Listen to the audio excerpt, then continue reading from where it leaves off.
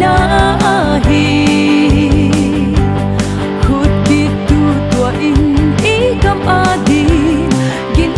in sep cha thi ti ki tuak a pang khom nam te ho chu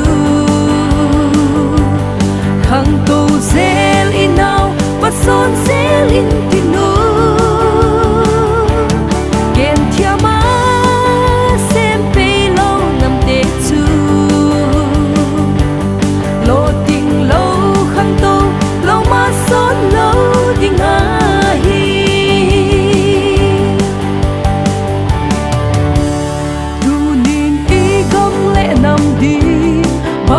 bol noa mem I chem choi na lam chat a sem in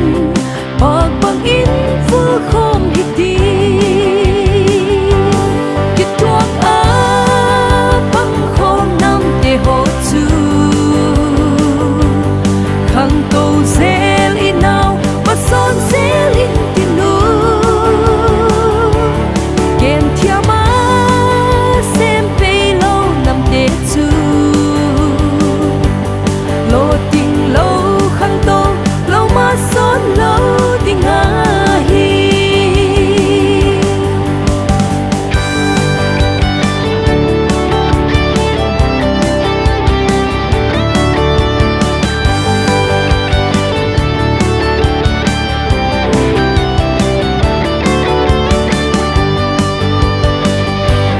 lâu bang chu din la phal em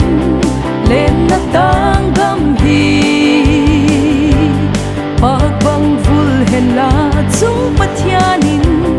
mal ei sol piak sing ta he